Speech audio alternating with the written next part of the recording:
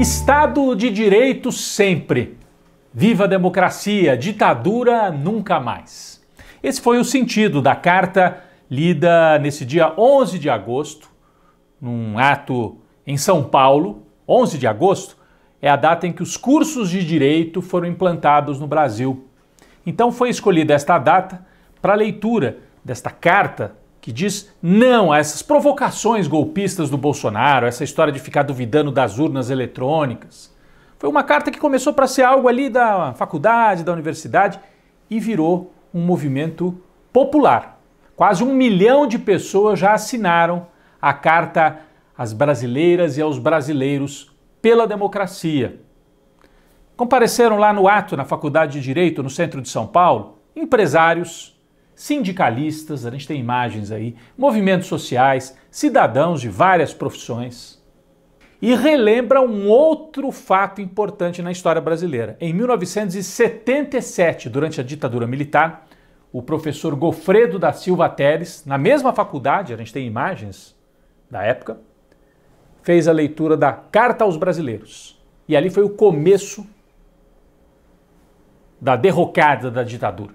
Depois disso vieram a anistia, direta já, a Constituição. Então a Carta de 2022 relembra e homenageia a Carta de 1977, para que nunca mais a gente tenha que viver sob ditadura. Vamos ouvir um trecho das falas lá na Faculdade de Direito, no centro de São Paulo.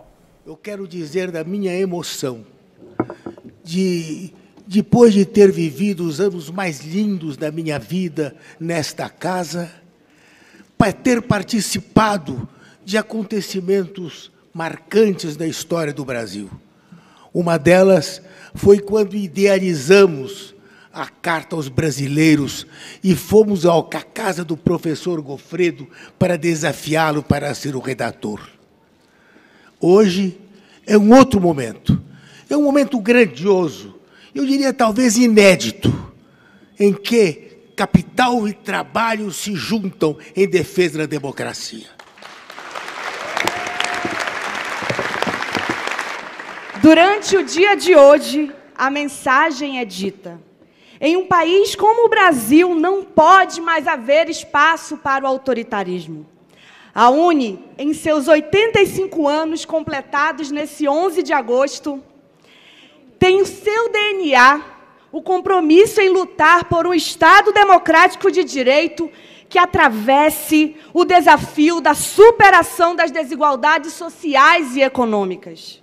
Somos os que na história lutamos contra o nazifascismo, resistimos à ditadura militar e mobilizamos milhares pela redemocratização do nosso país. Ditadura nunca mais, democracia sempre. Grato, viva a democracia!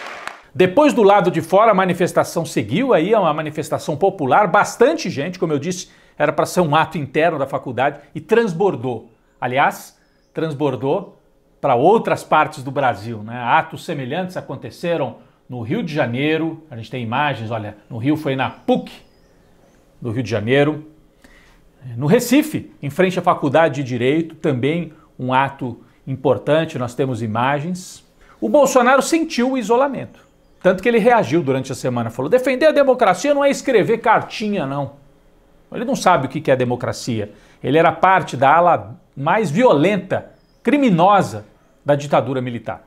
Bolsonaro é um apoiador de terroristas de extrema-direita que atuavam durante a ditadura. Ficou isolado, teve que desistir daquela provocação que ele queria fazer no 7 de setembro, queria fazer um desfile militar em Copacabana. A Prefeitura do Rio diz, aqui não. Desfile lá na Presidente Vargas, onde tem espaço. Copacabana é para arrumar confusão se fizer desfile. O Bolsonaro teve que dar um passo atrás, porque as Forças Armadas mesmo não quiseram entrar nesta provocação. Tudo isso acontece, faltando pouco tempo para começar a campanha eleitoral oficialmente. Não é?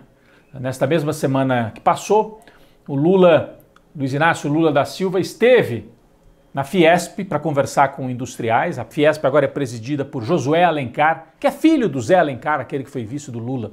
O Lula fez um discurso dizendo para os empresários, comigo, Lula, a gente tem previsibilidade, tem estabilidade, não tem confusão. Os empresários gostaram muito da fala de Lula. Ele também conseguiu fechar a maior aliança com 10 partidos apoiando a candidatura, o que lhe garante mais tempo na televisão. Bom, a campanha oficial começa então no dia 16 de agosto e no final de agosto começa o horário político no rádio e na TV. Mas antes disso já está rolando uma campanha subterrânea. E esta é uma campanha em que a extrema-direita está avançando. O que eu chamo de campanha subterrânea? Ataques religiosos. A Michele Bolsonaro, primeira-dama, esses dias falou coisas horríveis, né? Disse que os adversários tinham um pacto com o demônio, né? Falou mal das religiões afro, colocou uma imagem do Lula participando de um culto. Quer dizer, pode ir numa missa, pode ir num culto evangélico, mas não pode ir num culto afro-brasileiro. Por quê? Mas é uma maneira de tentar colar no Lula, né, uma imagem ruim para que o voto evangélico, principalmente, vá para o Bolsonaro. Então é uma campanha subterrânea. Tem a compra de votos com esses auxílios aí que foram aprovados de última hora. Tem uma campanha de fake news generalizada acontecendo. Essa é o que eu chamo de campanha subterrânea. As pesquisas mostram que o Bolsonaro está conseguindo com isso reduzir a rejeição dele e subir um pouco a rejeição do Lula. Apesar disso, Lula tem uma vantagem razoável, mas esta semana uma pesquisa em São Paulo mostrou que o páreo vai ser duro. Uma pesquisa feita só em São Paulo, pesquisa Quest. Olhem só, para presidente em São Paulo, Lula tem 37%, segue estável, mas o Bolsonaro cresceu. Ele cresceu em cima dos indecisos, em cima daqueles que iam ou votar nulo, branco ou não sabiam. O Bolsonaro cresce. E tem um empate técnico agora em São Paulo. 37 Lula, 35 Bolsonaro, com uma leve alta. Para o governo de São Paulo, Haddad do PT lidera com folga, 34%. Mas dois outros competidores, o Tarcísio, bolsonarista, e o Rodrigo Garcia, tucano, tem 14%.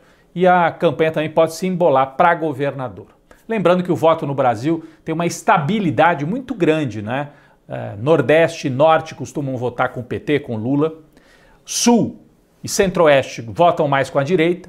São Paulo, a surpresa é que São Paulo dessa vez estava indo mais para o lado do Lula, mas agora com esse equilíbrio nas últimas pesquisas, pode ir mais para um empate ou até para uma vitória da direita no estado de São Paulo. O que vai decidir mesmo a eleição? Minas Gerais e Rio de Janeiro, por causa dessa estabilidade que a gente vê até nos mapas eleitorais aí ao longo do tempo.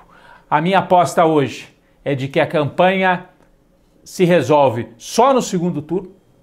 Dificilmente o Lula vai conseguir ganhar no primeiro turno. Só ganha se o Ciro desistir. Ou se o voto dos ciristas migrar em massa para o Lula, o que eu acho difícil de acontecer. Do contrário, primeiro turno, Lula na frente, com uma diferença um pouco menor. E no segundo turno também mais provável a vitória de Lula, mas não vai ser assim um massacre. Vai ser uma vitória com uma campanha difícil, né, como mostram aí as pesquisas e como mostra a ação dos bolsonaristas e da extrema-direita tentando avançar com todo tipo de expediente, inclusive alguns ilegais e perigosos para a nossa democracia.